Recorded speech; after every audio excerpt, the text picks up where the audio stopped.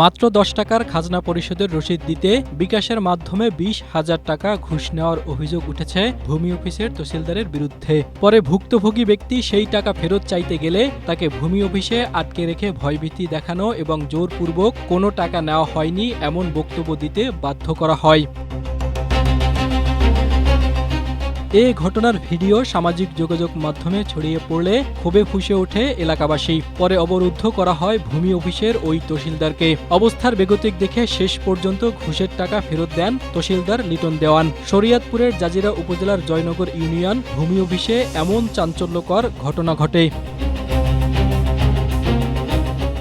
স্থানীয় ও ভুক্তভোগী জানায়, উপজেলার চর খোলাতলা এলাকার বাসিন্দা আজিজুল হক সম্প্রতি জমি বিক্রির জন্য নতুন অর্থ বছরের খাজনা রসিদ তুলতে জয়নগর ইউনিয়ন ভূমি অফিসে যান।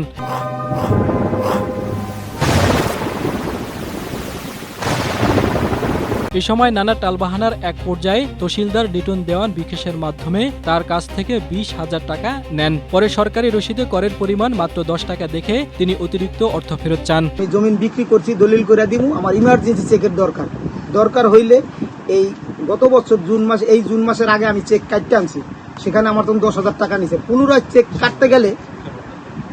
কাটতে গেলে সে আমার কাছ থেকে ২০,০০০ টাকা নেয়।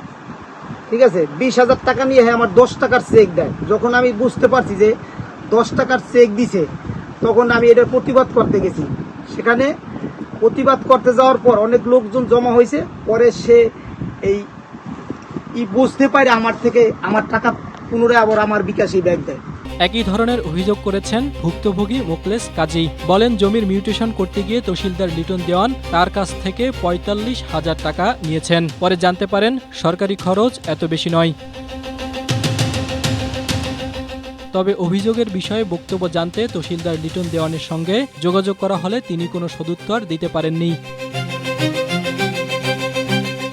ভূমি অফিসে ঘুষকাণ্ডের পর নড়েচড়ে বসেছে স্থানীয় প্রশাসন। শরীয়তপুরের জেলা প্রশাসক বলেন, ঘটনার ভিডিও আমরা দেখেছি, বিষয়টি তদন্তে জাজিরা উপজেলা সহকারী কমিশনারকে নির্দেশ দেওয়া হয়েছে। আপনি যে নিউজটার কথা বলছেন, অলরেডি আমি এসিলেন্টকে বলেছি ব্যাপারটা তদন্ত করে দেখার জন্য। সততা পাওয়া গেলে অবশ্যই আমরা ব্যবস্থা নেব। এ ঘটনার পর ভূমি অফিসের ওই তহসিলদারের অপসারণ চেয়েছেন এলাকাবাসী। Desk report, Asia post.